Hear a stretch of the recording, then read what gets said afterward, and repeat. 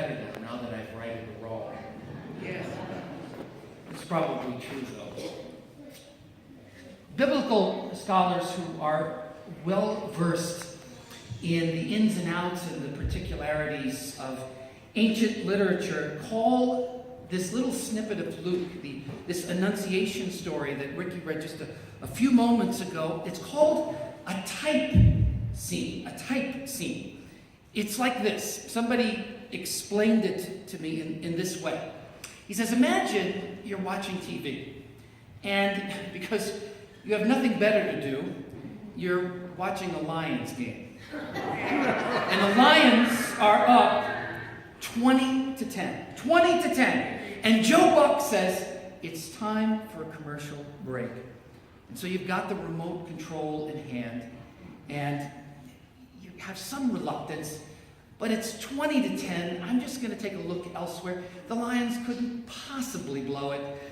Yes, they can. But anyway, it's time for a commercial break. And so with your remote in hand, you start clicking away. And 3 or 4 clicks later, you come right into the middle of an old Western movie. You've clicked right into the middle of it. 2 grizzled cowboys, or should I say cowpersons? Does that work? No, that doesn't work. Do you, like me sometimes, don't you think some things we should just leave alone? Yeah. There you go. I'm into that. And that's just the start. But anyway, so you've got these 2 grizzled cowboys, and they square off in the center of town, and the street is empty, and people are peering out the windows, and they're staring at each other with bad intent. Their trigger fingers itchy, ready for action. Now, you have no idea who these guys are. You haven't the slightest idea what the last 45 minutes of the movie was about. Not a clue. You have no idea how this movie will end, because you're going to go back to the Lions game in a minute or so and hope they don't blow it. But anyway, the point being is simply this.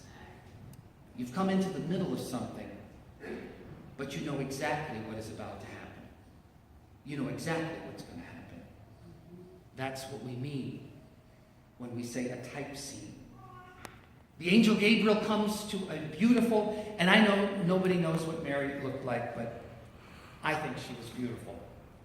And the angel Gabriel comes to this beautiful, young, innocent girl with an announcement. And if you didn't sleep through the stories about Sarah and Hannah and Rachel and Elizabeth, all yearning to feel the kick of new life in their belly, then you know what happens next. Because this is a type scene. A type with a bit of a twist.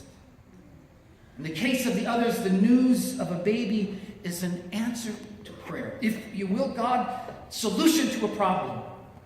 But for Mary, a young woman who has probably just recently crossed the threshold into puberty, this announcement doesn't solve the problem. It creates one. As I have said so many times before, St. Luke in his gospel focuses on Mary and this problem.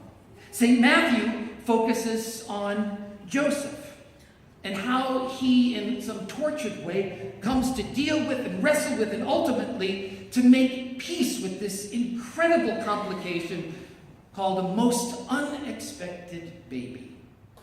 A baby who didn't square at all with his timeline or with Mary's. And of course, the fact that the child is conceived in a most unusual way, which is not to say that human sexuality is sinful or that sex is dirty and bad, but this is God's timeline.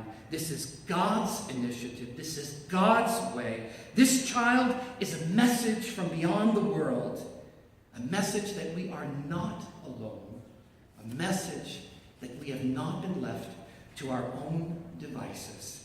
As a great preacher once said, if there is no God, then the next thing will be a human thing. And you know how that's worked out over the last 2,000 years. The child is a gift, a pure gift. That is the meaning of Christmas. Jesus, pure gift of God, who comes to Mary and through Mary is given to the whole, wide, beautiful, crazy, crazy world.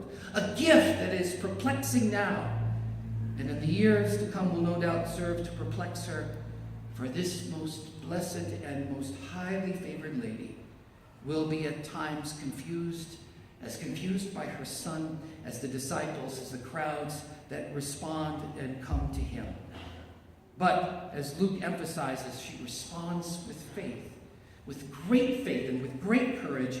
She steps into the world when she says, "Let it be to me as you have said." And she lives out her days with faith and courage, loving and pursuing a son who, as a gifted preacher has written, couldn't truly belong to anyone unless somehow he belonged equally to everybody. The story this morning is a type.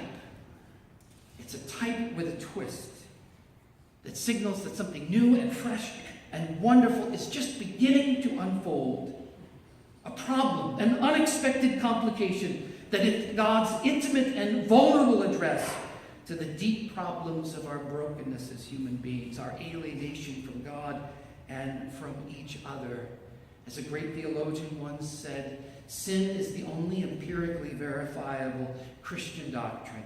It peers out at you every morning from the mirror that you look and put your face in. It stares out at you and says, "Deny me," every time you open your iPad or you turn and you look at the front page. How can this be? Mary, the power of the Most High will come over you and dwell within you. What does it mean? Jesus is the light that shines forever in the darkness. He is pure gift of God. Amen.